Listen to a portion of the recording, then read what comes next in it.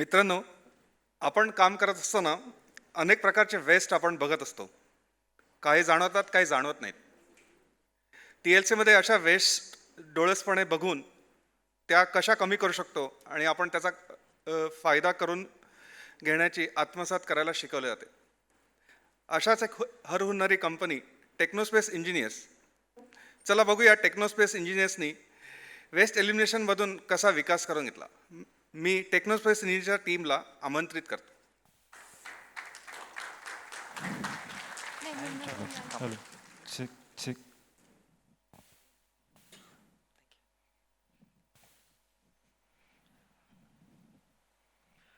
Good morning, everyone. Technospace Engineers. Technospace Engineers is established in 2013.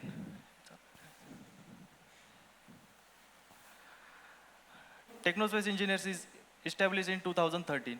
ISO 9001-2000 certified company, manufacturing of sheet metal parts, automotive, electrical, and other industries. Believes in continual improvement. Develop more than 900 products. Technospace Engineers' vision and mission. Vision to achieve a sales 50 crore by becoming a system-driven organization and prefer supply to at least 10 OEM by 2013. Mission, we at Technospace Engineers are committed to supply a consistent quality, precision stamping to automotive, electrical and other industry by using best practices, systematic approach, continual improvement and skill of an empowered team. आमचे part shackle, bearing assembly, sensor bracket, lifting bracket, cover, sealing washer, mounting clip, lock washer, spring pad, mounting plate. Sensor bracket, copper tube with a silver coating, sensor bracket, strengthening ring. Technospace journey. In 2013-14, foundation of Technospace. In 15-16, manufacturing started with 20-ton press.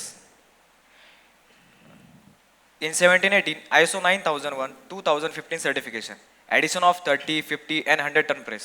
In 21-22, best supplier award from Lumax and shifted to bigger space of 4,000 square feet. In 23-24, shifted to own premises at F115 Ambad. In 25-26, added 150-ton IDA press and spot welding machine. Our topic, waste elimination. Types of waste elimination. 1. Transportation. 2. Inventory. 3. Movement. 4. Waiting. 5. Overproduction. 6. Over engineering. 7. Defects. म्हणजेच team mood. यापैकी आम्ही 2 वेस्टवरती काम केले. पहिलं म्हणजे movement आणि दुसरा म्हणजे वेटिंग. ते कसं बघूयात.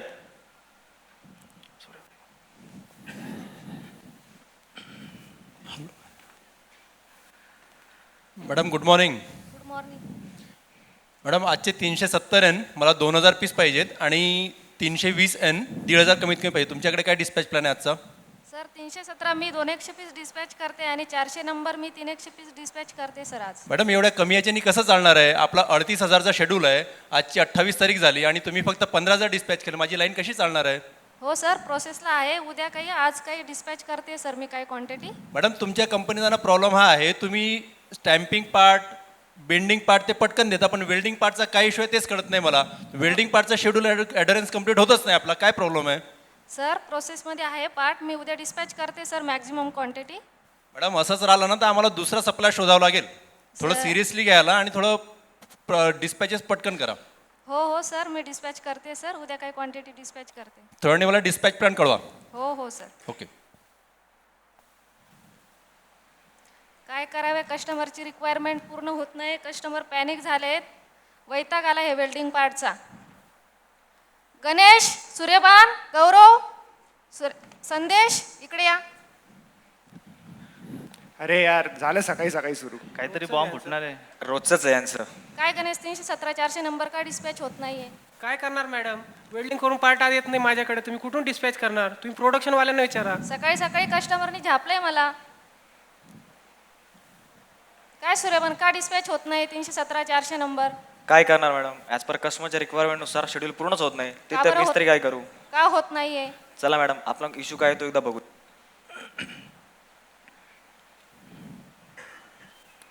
अरे आपलं तर डिलेवरी परफॉर्मन्स कमी झाला आहे, तोही या वेल्डिंग पार्ट्समुळेच. तेच तर सांगतेय मी. हो, आणि त्यामुळे आपला डिस्पॅच डिले होतोय. त्यामुळे आपली ट्रान्सपोर्टेशनची कॉस्टही वाढली आहे, कारण आपण स्मॉल बॅचमध्ये डिस्पॅच करतोय. त्यामुळे आपला कस्टमर डिसॅटिस्फाय झालेत. हो. चला आपण आपले वेल्डिंग पार्ट एकदा बघूयात. अरे आपल्याकडे तर एवढे सारे वेल्डिंगचे पार्ट्स आहेत आणि ते हे त्यांचंही एवढं शेड्यूल आहे आणि आपल्याकडे तर 2च वेल्डिंग मशीन आहेत. कसं काय करणार आपण प्रोडक्शन आणि प्रोडक्टिव्हिटी वाढवणार? आपण आपले पार्ट कॅटेगरीमध्ये डिवाइड करूयात. त्यातील पहिला लिनियर वेल्डिंग, दुसरा टॅक वेल्डिंग आणि तिसरा राऊंड वेल्डिंग. बघा, राऊंड वेल्डिंगचं शेड्यूल जास्त आहे आपल्याकडे आणि आपण तेच पूर्ण करत नाही आहोत. काहीतरी करायला पाहिजे आपण त्यामध्ये. चला तर आपण त्यावरती आरसे करूयात. बघा, मागील 6 महिन्यापासून वेल्डिंगचं शेड्यूल्स पूर्ण होत नाहीये, का? कारण आपली इन हाऊस कॅपॅसिटी सफिशियंट नाहीये. का? कारण राऊंड वेल्डिंग पार्ट मारण्यासाठी जास्त वेळ लागतो आणि स्किल मॅन पॉवर लागते. का? कारण राऊंड वेल्डिंग आपण मॅन्युअली मारतो. त्यासाठी आपण काहीतरी करायला पाहिजे. तर चला आपण वेल्डिंग शॉपवर जाऊ आणि तिथे जाऊन अनालिसिस करूयात. म्हणजेच गॅम्बाओ. हो, गॅम्बा वॉक.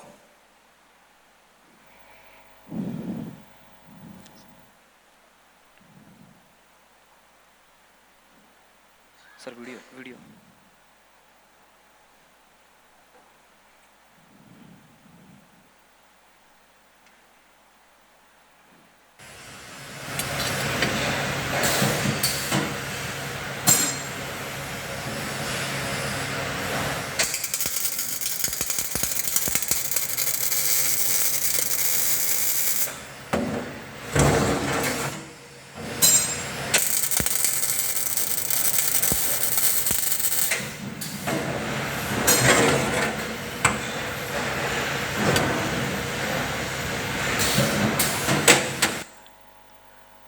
बघा, आपला गॅम्बा वॉक तर झाला.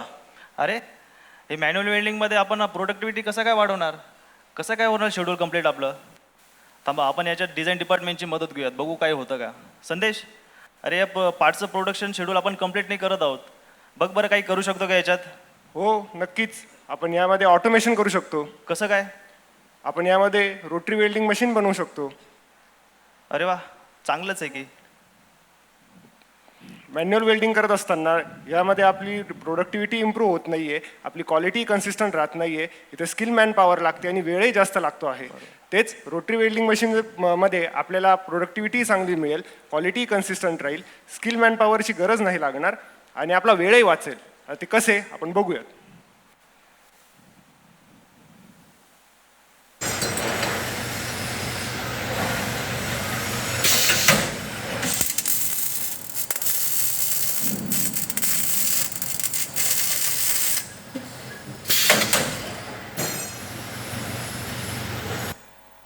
क्या बात आहे संदेश, आपण तर कस्टमरची रिक्वायरमेंट पूर्ण करू शकतो. हो, नक्कीच. रोटरी वेल्डिंगमुळे झालेल्या इम्प्रूव्हमेंट्स. आधी मॅन्युअल वेल्डिंगमध्ये या पार्टसाठी हवरली 110 पार्ट आउटपुट निघत होतं. क्वालिटी ही कन्सिस्टंट नव्हती, क्वालिटीचे इश्यूजही असायचे आणि स्किल मॅन पॉवर रिक्वायरमेंट होतं. त्या रोटरी वेल्डिंग बनवल्यानंतर हे या पार्टचं प्रोडक्शन हवरली प्रोडक्शन 180पर्यंत गेलं. क्वालिटी इम्प्रूव्ह झाली आणि कन्सिस्टंट राहिली आणि हे मशीन चालवायला नॉन स्किल मॅन पॉवर ही चालू शकत होतं. सिमिलरली हॉरिझॉन्टली आम्ही इतर पार्ट्सलाही या रोटरी वेल्डिंगचा यूज केला. त्याचा फायदा या पार्ट्सलाही झाला. जसे की या पार्टला आधी 110 क्वांटिटी तासाला आउटपुट निघत होतं, आता 170 झालं आहे. ह्या पार्टला आधी 80 क्वांटिटी होती, आता 150 क्वांटिटी झाली आहे. ह्या पार्टला आधी 100 क्वांटिटी होती, आता 170 क्वांटिटी झाली आहे. रोटरी वेल्डिंग बनवल्यापासून प्रोडक्टिव्हिटी तर वाढलीच, त्याचबरोबर क्वालिटी इम्प्रूव्ह झाली आणि कन्सिस्टंट राहिली. त्यासोबतच आपण ज्या 2 वेस्टवर काम केले ते बघूयात. त्यातील पहिला मुवमेंट. त्यामध्ये ऑपरेटरची हालचाल ही एका पार्टसाठी 12 वेळेस होती, ते आपण चेंज करून 3 वेळेस केले, म्हणजे 75% आपण कमी केले. त्यासोबत जॉब हँडलिंग ही 75% कमी केली. त्यानंतर कस्टमर ऑपरेटर फटीक कंप्लेंट ही तेही पण रिड्यूस केले. त्यामध्ये रिवर्क आणि रिजेक्शन जिथे 5% होते ते आता कमी होऊन 1.5%वर आले आहे, म्हणजेच 70% कमी केले. त्यापैकी दुसरा आहे वेटिंग. त्यामध्ये सेटअप टाईम हा 33% कमी केला. वेल्डिंग सायकल ही आपण 50% कमी केली आणि बॅच कंप्लीट होण्यासाठी आधी आम्हाला 8 तास लागत होते, तेच आता 4.5 तासामध्ये कंप्लीट होते, म्हणजे आमचा 44% कमी झाला. आणि जिथे आमचे पार्ट WIP-मध्ये 2 दिवस असायचे तेच आता एका दिवसापेक्षाही कमी वेळेत आमची कंप्लीट होते. म्हणजेच 12% आमची इम्प्रूव्हमेंट झाली. ते करून आपल्याला फायदा काय झाला तर आपली डिलिव्हरी परफॉर्मन्स वाढला, जो की ऑगस्टमध्ये 68% होता, तो आता जानेवारीमध्ये 85% आला. आणि त्यासोबतच ट्रान्सपोर्टेशनची कॉस्टही जेथे ऑगस्टमध्ये 10,500 होती तर ती आता 8,400 झाली. म्हणजेच आपण आता शेड्यूल पूर्ण करू शकतो. हो, नक्कीच. Thanks Thanks TLC. थँक्यू.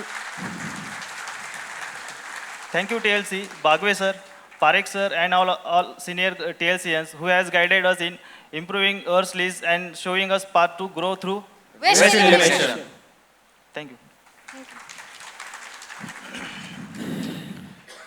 अरे वा, बघितलं? या प्रेझेंटेशन नंतर मला खात्री आहे की आपण सगळे पण आपल्या कंपनीत जाल आणि वेस्ट शोधाल आणि त्याच्यावरती काम करायला घ्याल.